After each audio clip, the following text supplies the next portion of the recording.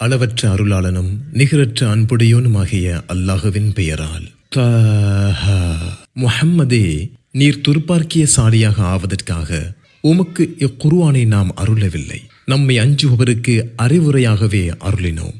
உயர்வான வானங்களையும் பூமியையும் படைத்தவனிடமிருந்து இது அருளப்பட்டது. அளவற்ற அருளாளன் அர்ஷின் மீது அமர்ந்தான். வானங்களில் உள்ளவையும் பூமியில் உள்ளவையும் அவ்விரண்டுக்கும் இடையே உள்ளவையும் பூமிக்கு அடியில் உள்ளவையும் அவனுக்கே உரியன. சொல்லை நீர் உரத்துச் சொன்னால் அதை அறிவதுடன் இரகசியத்தையும் அதைவிட இரகசியத்தையும் அவன் அறிகிறான். அல்லாஹுவை தவிர வணக்கத்திற்குரியவன் யாரும் இல்லை. அவனுக்கு அழகிய பெயர்கள் உள்ளன. மூசாவை பற்றிய செய்தி உமக்கு தெரியுமா? அவர் ஒரு நெருப்பை கண்டபோது தமது குடும்பத்தினரிடம், இருங்கள், நான் ஒரு நெருப்பை கண்டேன், அதில் உங்களுக்கு ஒரு தீப்பந்தத்தை கொண்டு வருவேன், அல்லது நெருப்புக்கு ஏதேனும் ஒரு வழியை கண்டு வருவேன் என்றார். அங்கே அவர் வந்தபோது மூசாவே என்று அழைக்கப்பட்டார். நானே உமது இறைவன், எனவே உமது செருப்புகளை கலற்றுவீராக. நீர் துவா எனும் தூய்மையான பள்ளத்தாக்கில் இருக்கிறீர். நான் உம்மை தேர்ந்தெடுத்து விட்டேன், எனவே அறிவிக்கப்படும் தூதுச் செய்தியை செவிமடுப்பீராக. நான் தான் அல்லாஹ், என்னை தவிர வணக்கத்திற்குரியவன் யாரும் இல்லை. எனவே என்னை வணங்குவீராக.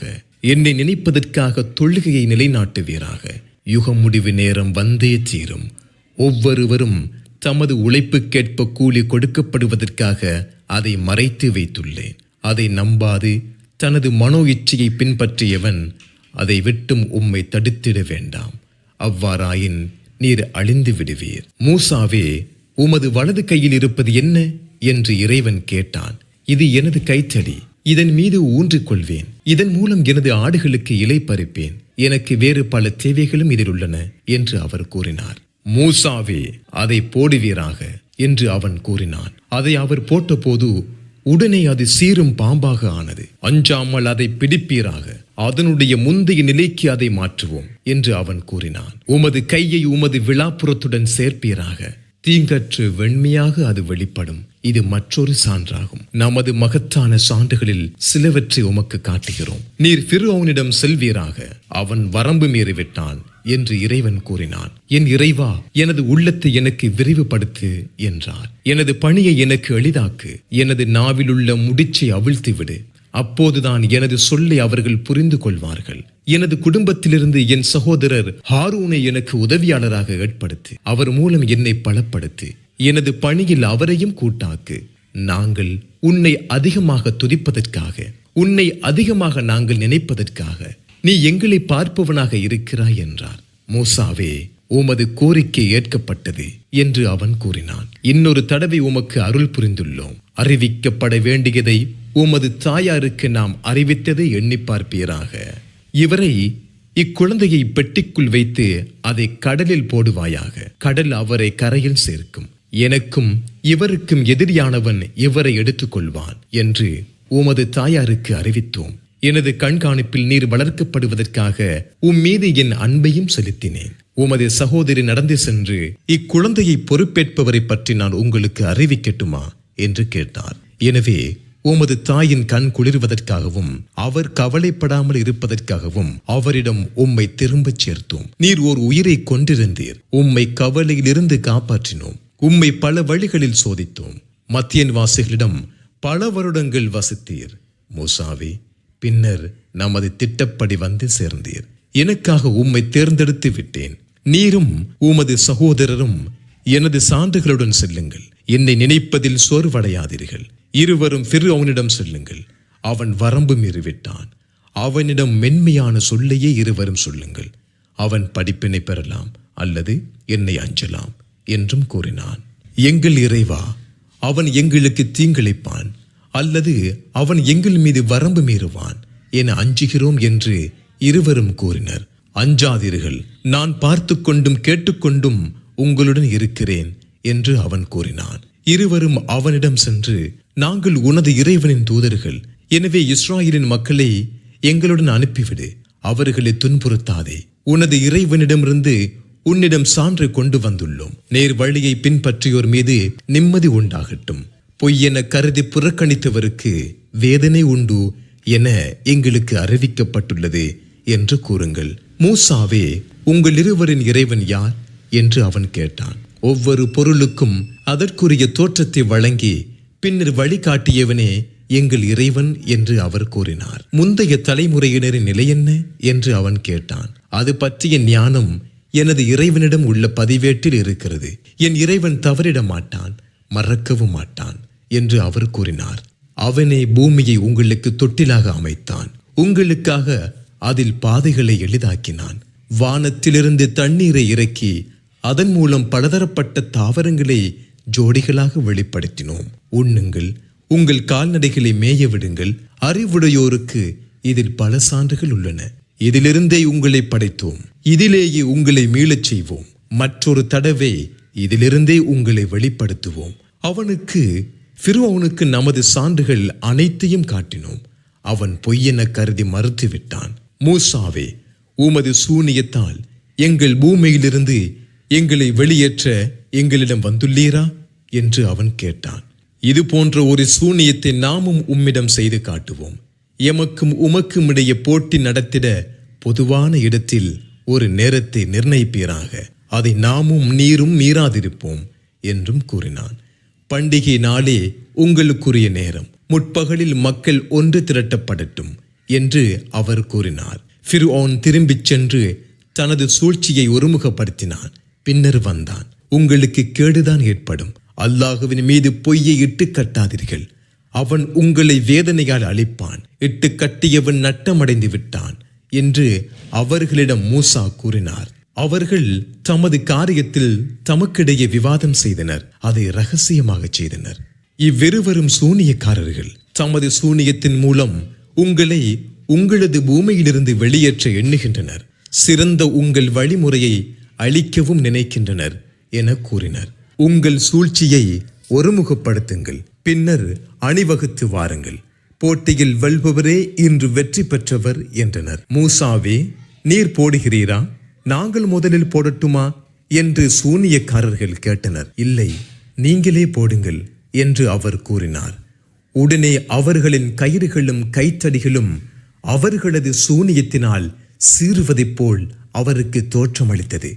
மூசா தமக்குள் அச்சத்தை உணர்ந்தார். அஞ்சாதீர், நீர்தான் வெல்பவர் என்று நாம் கூறினோம்.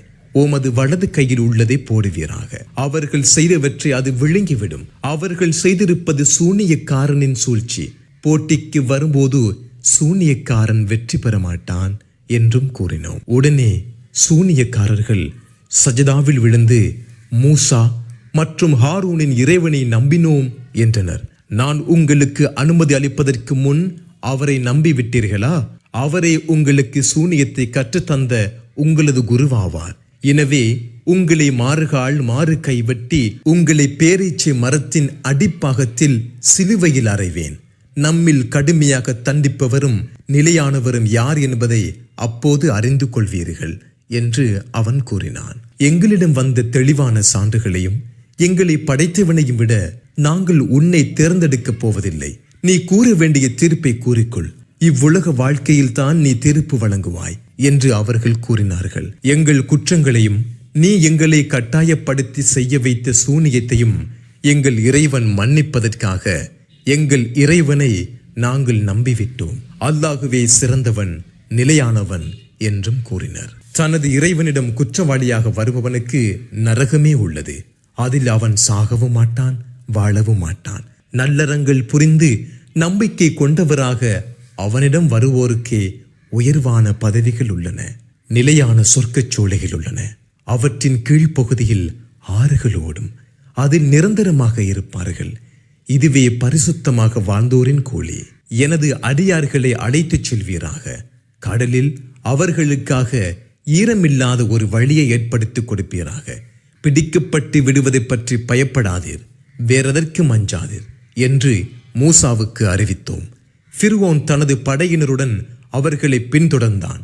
கடலில் மூட வேண்டியது அவர்களை மூடிக்கொண்டது. ஃபிர்அவுன் தனது சமுதாயத்தை வழிகெடுத்தான், நேர் வழி காட்டவில்லை. இஸ்ராயேலின் மக்களே, உங்கள் எதிரியிடமிருந்து உங்களை காப்பாற்றினோம். தூர் மலையின் வளப்பகுதியை உங்களுக்கு வாக்களித்தோம். உங்களுக்கு மண்ணு சல்வா எனும் உணவை இறைக்கினோம். நாம் உங்களுக்கு வழங்கியவற்றில் தூய்மையானதை உண்ணுங்கள், இங்கே வரம்பு மீறாதீர்கள். அவ்வாறு செய்தால் எனது கோபம் உங்கள் மீது இறங்கும். எவன் மீது எனது கோபம் இறங்கிவிட்டதோ அவன் வீழ்ந்து விட்டான். திருந்தி நம்பிக்கை கொண்டு நல்லறம் செய்து பின்னர் நேர்வழி பெற்றவரை நான் மன்னிப்பேன். மூசாவே, உமது சமுதாயத்தை விட்டுவிட்டு அவசரமாக வந்தது ஏன் என்று இறைவன் கேட்டான். அவர்கள், இதோ எனக்கு பின்னால் வருகின்றனர். என் இறைவா, நீ திருப்திப்படுவதற்காக உன்னிடம் விரைந்து வந்தேன் என்று அவர் கூறினார். உமக்கு பின் உமது சமுதாயத்தை நாம் சோதித்தோம், அவர்களை சாமிரி வழிகெடுத்து விட்டான் என்று இறைவன் கூறினான். உடனே மூசா தமது சமுதாயத்திடம் கோபமாகவும் கவலைப்பட்டவராகவும் திரும்பினார். என் சமுதாயமே, உங்கள் இறைவன் உங்களுக்கு அழகான வாக்குறுதியை அளிக்கவில்லையா? அல்லது நான் புறப்பட்டு போய் அதிக காலமாகிவிட்டதா? அல்லது உங்கள் இறைவனிடமிருந்து உங்கள் மீது கோபம் இறங்க வேண்டும் என விரும்பி என்னிடம் கொடுத்த வாக்கை மீறினீர்களா என்று கேட்டார். நாங்கள் உம்மிடம் கொடுத்த வாக்குறுதிக்கு திட்டமிட்டு மாறு செய்யவில்லை. மாறாக அந்த சமுதாயத்தின் அணிகலன்கள் எங்கள் மீது சுமத்தப்பட்டன, அதை வீசினோம். இவ்வாறே சாமிரியும் வீசினான். அவர்களுக்காக உடலுடன் கூடிய காளை கன்றை அவன் வெளிப்படுத்தினான். அது சப்தமும் போட்டது. உடனே அவர்களில் அறிவினர்கள், இதுவே உங்கள் இறைவன், மூசாவின் இறைவன், அவர் வழிமாறி சென்று விட்டார் என்றனர். அது எந்த சொல்லுக்கும் பதிலளிக்காது என்பதையும், அவர்களுக்கு தீங்கு செய்யவும் நன்மை செய்யவும் அது அதிகாரம் பெற்றிருக்கவில்லை என்பதையும் அவர்கள் கவனிக்க வேண்டாமா? என் சமுதாயமே, இதன் மூலம் சோதிக்கப்பட்டுள்ளீர்கள். அளவற்ற அருளாளன் தான் உங்கள் இறைவன். எனவே என்னை பின்பற்றுங்கள், எனது கட்டளைகளுக்கு கட்டுப்படுங்கள் என்று இதற்கு முன் அவர்களிடம் ஹாரூன் கூறியிருந்தார். மூசா, எங்களிடம் திரும்பி வரும் வரை இதிலேயே நீடிப்போம் என்று அவர்கள் கூறினர். ஹாரூனே, அவர்கள் வழிகட்டதை நீர் பார்த்தபோது என்னை நீர் பின்பற்றாதிருக்க உமக்கு என்ன தடை? எனது கட்டளையை மீறிவிட்டீரே என்று மூசா கேட்டார். என் தாயின் மகனே, எனது தாடியையும் எனது தலையையும் பிடிக்காதீர். எனது வார்த்தைக்காக காத்திராமல் இஸ்ராயலின் மக்களிடையே பிரிவினை ஏற்படுத்தி விட்டீர் என்று கூறுவீரோ என அஞ்சினேன் என்று ஹாரூன் கூறினார். சாமிரியே, உனது விஷயம் என்ன என்று மூசா கேட்டார். அவர்கள் காணாததை கண்டேன். இத்தூதரின் காலடியில் ஒரு பிடி அள்ளினேன், அதை எறிந்தேன். என் மனம் இவ்வாறு என்னை தூண்டியது என்றான். நீ சென்றுவிடு, உனது வாழ்க்கையில் தீண்டாதே என நீ கூறும் நிலையே இருக்கும். மாற்றப்பட முடியாத வாக்களிக்கப்பட்ட நேரமும் உனக்கு உள்ளது. நீ வணங்கிய உனது கடவுளை பார், அதை நெருப்பில் எரித்து பின்னர் அதை கடலில் தூவுவோம் என்று மூசா கூறினார். உங்கள் இறைவன் அல்லாகவே, அவனை தவிர வணக்கத்திற்குரியவன் யாரும் இல்லை. ஒவ்வொரு பொருளையும் விரிவாக அவன் அறிந்து வைத்திருக்கிறான். முஹம்மதே, இவ்வாறே முன் சென்ற செய்திகளை உமக்கு கூறுகிறோம். நம் அறிவுரையையும் உமக்கு வழங்கியுள்ளோம். இதை புறக்கணிப்போர் கியாமத் நாளில் பாவத்தை சுமப்பார்கள். அதில் அவர்கள் நிரந்தரமாக இருப்பார்கள். கியாமத் நாளில் அவர்களுக்கு அது மிகவும் கெட்ட சுமை. சூர் ஊதப்படும் நாளில் குற்றவாளிகளை நீல நிற கண்களுடையோராக எழுப்புவோம். நீங்கள் 10 நாட்கள் தவிர உலகில் வசிக்கவில்லை என்று தமக்கிடையே அவர்கள் ரகசியமாக பேசிக்கொள்வார்கள். நீங்கள் ஒரு நாள் தவிர உலகில் வசிக்கவில்லை என்று அவர்களில் அறிவுமிக்கவர்கள் கூறும்போது அவர்கள் கூறுவதை நாம் நன்கறிவோம். முஹம்மதே, மலைகளை பற்றி அவர்கள் உம்மிடம் கேட்கின்றனர். என் இறைவன் அவற்றை தூள் தூளாக்குவான் என்று கூறுவீராக. பின்னர் அதை வெட்டவெளி பொட்டலாக ஆக்குவான். அதில் மேடு பள்ளத்தை காண மாட்டீர். எவ்வித மறுப்புமின்றி அந்நாளில் அழைப்பாளரை பின்தொடர்வார்கள். அளவற்ற அருளாளனிடம் ஓசைகள் யாவும் ஒடுங்கிவிடும். காலடி சப்தம் தவிர வேறெதனையும் நீர் செவியுற மாட்டீர். அந்நாளில் அளவற்ற அருளாளன் யாருக்கு அனுமதி அளித்து அவரது சொல்லையும் பொருந்திக் கொண்டானோ அவரை தவிர எவரது பரிந்துரையும் பயனளிக்காது. அவர்களுக்கு முன்னே உள்ளதையும் அவர்களுக்கு பின்னே உள்ளதையும் அவன் அறிகிறான். அவனை அவர்கள் முழுமையாக அறிந்து கொள்ள மாட்டார்கள். என்றென்றும் உயிருடன் இருப்பவன் முன்னே முகங்கள் கவிழ்ந்துவிடும். அநியாயத்தை சுமந்தவன் நட்டமடைந்து விட்டான். நம்பிக்கை கொண்ட நிலையில் நல்லறங்களை செய்பவர் அநீதி இழைக்கப்படும் என்றோ குறைவாக வழங்கப்படும் என்றோ அஞ்ச மாட்டார். இவ்வாறே அவர்கள் இறைவனை அஞ்சுவதற்காகவும் அல்லது அவர்களுக்கு படிப்பினை உண்டாக்கவும் குர்ஆனை அரபு மொழியில் அருளினோம். இதில் தெளிவாக எச்சரித்துள்ளோம். உண்மையான அரசனாகிய அல்லாஹ் உயர்ந்து விட்டான். முஹம்மதே, அவனது தூதுச் செய்தி உமக்கு முழுமையாக கூறப்படுவதற்கு முன் குர்ஆன் விஷயத்தில் அவசரப்படாதீர். என் இறைவா, எனக்கு கல்வியை அதிகப்படுத்து என கூறுவீராக. இதற்கு முன் ஆதமிடம் உறுதிமொழி எடுத்தோம், அவர் மறந்துவிட்டார். அவரிடம் உறுதியை நாம் காணவில்லை. ஆதமுக்கு பணியுங்கள் என்று வானவர்களிடம் நாம் கூறிய போது இப்லீஸை தவிர அனைவரும் பணிந்தனர். அவன் மறுத்துவிட்டான். ஆதமே, இவன் உமக்கும் உமது மனைவிக்கும் எதிரியாவான். இவன் உங்களை சொர்க்கத்திலிருந்து வெளியேற்றிட வேண்டாம், அப்போது நீர் துர்பாக்கியசாலியாவீர் என்று கூறினோம். இங்கே நீர் பசியோடு இருக்க மாட்டீர், நிர்வாணமாக மாட்டீர். இங்கே நீர் தாகத்துடனும் இருக்க மாட்டீர், உம்மீது வெயிலும் படாது என்று கூறினோம். அவரிடம் ஷைத்தான் தீய எண்ணத்தை ஏற்படுத்தினான்.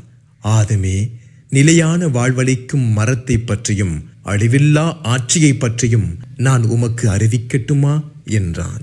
அவ்விருவரும் அதிலிருந்து சாப்பிட்டனர். அவ்விருவருக்கும் தங்களது வெட்கத்தலங்கள் பற்றி தெரிந்தது. அவ்விருவரும் சொர்க்கத்தின் இலையால் தங்களை மறைத்துக் கொள்ள முற்பட்டனர். ஆதம் தமது இறைவனுக்கு மாறு செய்தார். எனவே அவர் வழி தவறினார். பின்னர் அவரை அவரது இறைவன் தேர்ந்தெடுத்தான். அவரை மன்னித்து நேர்வழி காட்டினான். இருவரும் ஒட்டுமொத்தமாக இங்கிருந்து இறங்குங்கள். உங்களில் சிலருக்கு சிலர் பகைவர்களாவீர்கள். என்னிடமிருந்து உங்களுக்கு நேர்வழி வரும். அப்போது எனது நேர்வழியை பின்பற்றுபவர் வழி தவற மாட்டார், துர்பாக்கியசாலியாகவும் மாட்டார் என்று கூறினான். எனது போதனையை புறக்கணிப்பவனுக்கு நெருக்கடியான வாழ்க்கை உண்டு. அவனை கியாமத் நாளில் குருடனாக எழுப்புவோம். என் இறைவா, நான் பார்வையுடையவனாக இருந்தேனே, ஏன் என்னை குருடனாக எழுப்பினாய் என்று அவன் கேட்பான். அப்படித்தான் நம்முடைய வசனங்கள் உன்னிடம் வந்தன, அதை நீ மறந்தாய். அவ்வாறே இன்று மறக்கப்படுகிறாய் என்று இறைவன் கூறுவான். தனது இறைவனின் வசனங்களை நம்பாமல் வரம்பு மீறி நடப்பவனுக்கு இவ்வாறே கூலி கொடுப்போம். மறுமையின் வேதனை கடுமையானது, நிலையானது. அவர்களுக்கு முன்னர் எத்தனையோ தலைமுறையினரை அளித்துள்ளோம் என்பது அவர்களுக்கு நேர்வழியை காட்டவில்லையா?